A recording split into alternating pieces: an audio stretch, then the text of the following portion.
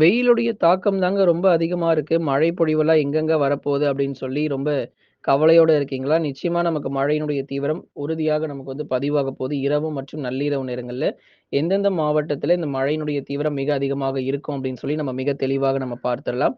மறக்காம நண்பர்களே நீங்க லைக் பண்ணுங்க, சப்ஸ்கிரைப் பண்ணி தொடர்ந்து சப்போர்ட் பண்ணுங்க. துல்லியமான வானிலை அறிக்கையை பெற்றுக்கொள்ளுங்க. இந்த மிக கனமழை பொறுத்தவரை சென்னை, திருவள்ளூர், காஞ்சிபுரம், செங்கல்பட்டு, விழுப்புரம், கடலூர், புதுச்சேரி மற்றும் காரைக்கால், கள்ளக்குறிச்சி உள்ளிட்ட பகுதிகள்ல பெரும்பாலான இடங்கள்ல நமக்கு வந்து மழை வாய்ப்புகள் அப்படிங்கிறது அதிகரிக்க போகுது. ஏன்னா நமக்கு வந்து கடலோர மாவட்டங்கள், வட தமிழக கடலோர மாவட்டத்தில் இரவு நேர மழை வாய்ப்புகள் இன்றைக்கும், நாளைக்கும் பரவலாக நமக்கு எதிர்பார்க்கப்படுது. அதனால காலை முதல் மாலை வரை நமக்கு வெயிலுடைய தாக்கமும், வானம் ஓரளவு மேகமூட்டமாக இருந்தாலும், இரவு மற்றும் நள்ளிரவு நேரத்தில் தான் இந்த மழை வாய்ப்புகளும் கணிசமாக அதிகரிக்க தொடங்கும். கருமேகங்கள் சூழ்ந்து காற்றுடன் கூடிய கனமழையும் உள் மாவட்டத்திலும் எதிர்பார்க்கலாம். திருவண்ணாமலை, வேலூர், திருப்பத்தூர், ராணிப்பேட்டை, கிருஷ்ணகிரி, தருமபுரி உள்ளிட்ட மாவட்டத்தில் மழை பகுதியாக பதிவாக ஆரம்பிக்கும்.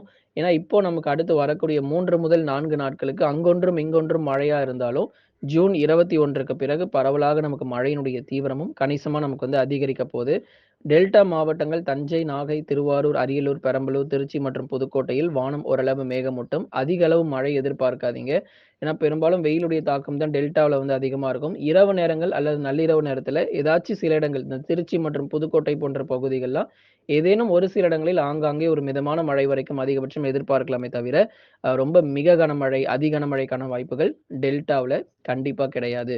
அதேபோல தென் மாவட்டத்திலும் பகுதியான மழைக்கான வாய்ப்பு இருக்கு. மதுரை, திண்டுக்கல், விருதுநகர், சிவகங்கை, ராமநாதபுரம், தூத்துக்குடி மற்றும் திருநெல்வேலியில் பெரும்பாலும் வானம் ஓரளவு மேகமூட்டம். பகலில் வெயில் காணப்பட்டாலும், இரவு அல்லது நள்ளிரவில் ஏதேனும் சில இடங்களில் மட்டுமே அந்த லேசானது முதல் மிதமான மழை இருக்குமே தவிர, எல்லா இடத்துக்கும் மழை வரும் அப்படின்னா கண்டிப்பா கிடையாது. மாவட்டம் முழுவதும் கனமழைக்கான வாய்ப்புகள் தென் மாவட்டத்துல இல்ல.